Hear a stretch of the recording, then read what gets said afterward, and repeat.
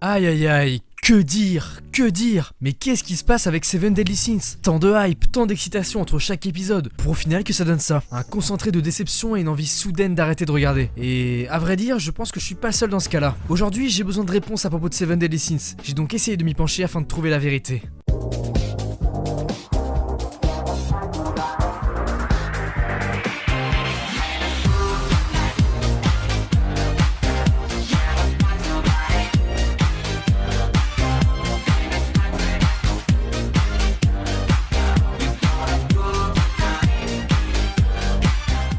Yo, salut à tous, c'est Zensu, comment ça va? Aujourd'hui, comme vous avez pu le deviner, on va parler de Nanatsu no Taizai, aussi appelé Seven Deadly Sins. J'ai beau passer beaucoup de temps à scroller sur Twitter, mais pourtant très peu sont les tweets sur Nanatsu no Taizai dans ma TL. On va donc essayer de déterminer pourquoi personne ne parle de la saison 3 et les raisons de la chute de cet animé. Déjà, en effectuant quelques recherches et en discutant avec mon entourage, j'ai pu remarquer que les gens ont un problème avec l'animé et non pas avec le manga. Il est donc bien important de séparer les deux. Dans cette vidéo, on va donc parler beaucoup plus de l'animé. Premier point, c'est assez personnel, mais j'ai vraiment déjà eu du mal avec la saison 2. Honnêtement, de ce que j'ai vu sur Nanatsu no Taizai, la saison 1 est clairement celle que j'ai préféré regarder. J'ai trouvé la saison 2 assez brouillon, j'avais du mal à comprendre certaines choses, notamment quand on voyait Diane dans sa tribu. Certes, les combats étaient stylés, certes cette saison a permis d'introduire un des persos les plus badass de cet univers, mais pour moi ça ne suffit pas. J'ai trouvé aussi certains moments de la saison 2 assez longuets. En clair, cette saison m'a fait décrocher de l'univers de Nanatsu no Taizai. Je ne pouvais pas faire une vidéo sur le cas de la saison 3 de Nanatsu no Taizai sans parler de sa censure. Sans déconner, c'est quoi ça?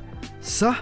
Et ça? C'est quand même grave là. Les seuls tweets que j'ai vus sur Seven Deadly Sins c'était des tweets liés à la censure de certains passages. En vrai je pense que vous êtes tous d'accord avec moi, mais quand on a ce genre de censure devant nos yeux c'est quand même très dur de se concentrer sur autre chose, non? Après honnêtement je pense pas que la censure a vraiment empêché les gens de visionner cet animé, mais bon il faut quand même avouer que c'est dégueulasse. J'avais aussi pensé à quelque chose, on en vient donc au troisième point. Est-ce que les gens ne se sont pas lassés? Je m'explique, un des aspects de cet animé que j'avais adoré à l'époque de la saison 1, c'était que dans celle-ci, on assistait à la découverte de chacun des 7 péchés capitaux. C'était quelque chose de vraiment très intéressant, parce qu'il était question d'une véritable quête afin de rassembler tous les péchés. Je me suis donc dit que le fait de maintenant tous les connaître avait lassé les gens qui venaient en quête de mystère. En vrai pour moi Seven Deadly Sins c'est un manga qui a un bon potentiel, je trouve ça juste dommage que l'anime en soit rendu là. Je me souviens à l'époque de la sortie de la saison 2, tout le monde en parlait sur les réseaux sociaux, mais là c'est pas vraiment le cas, je peine à trouver des informations sur la saison 3. Après j'ai eu certains avis parlant de l'animation. Pour certains l'animation laisse vraiment à désirer comparé à certaines saisons. Par exemple certains détails et certaines animations des personnages laissent vraiment à désirer. En plus on va pas se mentir mais les graphismes et l'animation peuvent vraiment faire pencher la balance d'appréciation d'un animé. N'ayant pas regardé la suite faute de temps,